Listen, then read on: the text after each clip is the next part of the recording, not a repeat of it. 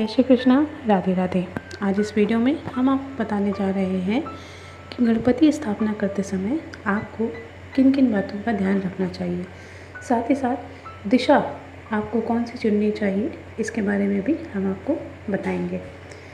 दोस्तों, गणेश उत्सव पर हम सभी अपने घर में भगवान गणेश की प्रतिमा की स्थापना करते हैं और यदि आप भी अपने घर में भगवान की प्रतिमा स्थापित करने जा रहे हैं तो इन कुछ बातों का ध्यान रख के आप भगवान की कृपा को अच्छी तरह से पा सकते हैं। नंबर 1, भगवान की जो मूर्ति आप अपने घर लाएं उसकी सूंड बाईं तरफ हो, अर्थात आप जिस मूर्ति को घर में स्थापित करें उसकी सूंड बाईं ओर होनी चाहिए, जो उनकी माँ गौरी के प्रति उनका प्यार दर्शाती है। कई लोग माँ गौरी और भगवान गणेश को एक साथ ही पूजते हैं, इसलिए घर पर स्थापित की जाने वाली मूर्ति की सूंड की दिशा का आप हमेशा ध्यान रखें। इसके बाद दूसरी बात है कि भगवान की मूर्ति स्थापित करते समय कहीं पर पीठ न दिखाई दे, अर्थात भगवान गणेश की मूर्ति घर में इस प्रकार स्थापित करनी चाहिए कि उनकी पीठ घर के किसी भी कमरे की तरफ ना हो।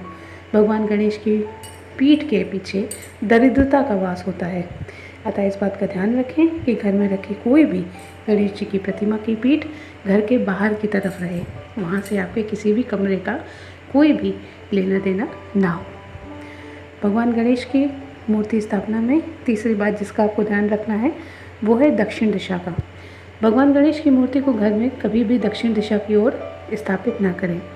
भगवान को हमेशा पूर्व या पश्चिम की ओर स्थापित करें और यदि आपका पूजा का कमरा भी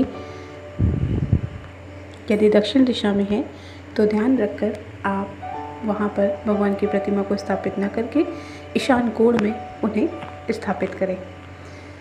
इसके बाद हम आपसे चौथी बात जो कहेंगे वो है टॉयलेट के विषय में, कि भगवान गणेश को कभी भी उस दीवार पर सटाकर ना रखें जिससे आपके टॉयलेट की दीवारें जुड़ी हुई हों।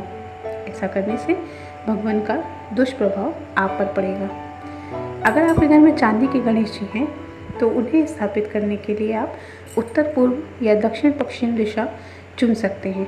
चांदी के भगवान के लिए यही सबसे उत्तम दिशाएं हैं।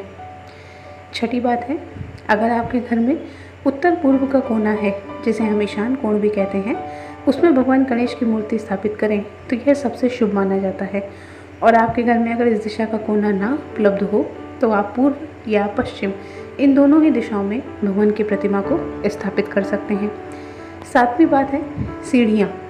अगर आप किसी बंगले या किसी ऐसे घर में रहते हैं जहाँ एक खंड से ज़्यादा के मकान बना हुआ है तो कभी भी सीढ़ियों के नीचे भगवान की मूर्ति को स्थापित ना करें, क्योंकि सारा दिन सीढ़ियों से ऊपर नीचे आते जाते समय आप भगवान की अनादर करते हुए जाएंगे। इसलिए धर्म अनुसार आप ऐसा बिल्कुल ना करें। वास्तु के हिसाब से ऐसा करने से घर में दुर्भाग्य आता है। इसलिए इस वर्ष जब आप बप्पा जी की मूर्ति अपने घर लाएं और उन्हें स्थापित करें तो इन बातों का ख्याल ज़रूर रखें। आशा करते हैं कि आपको ये जानकारी अच्छी लगी होगी। अगर वीडियो पसंद आए तो जय गणपति बप्पा मोरया ज़रूर लिखिएगा कमेंट में, और हमारे चैनल पर गणपति स्थापना की अन्य जानकारी जैसे कि गणपति स्थापना मंत्र, गणपति स्थापना मुहूर्त और कलश की दिशा आदि के बारे में भी बताया गया है। चैनल पर इसी तरह बने रहिएगा। जय श्री कृष्णा।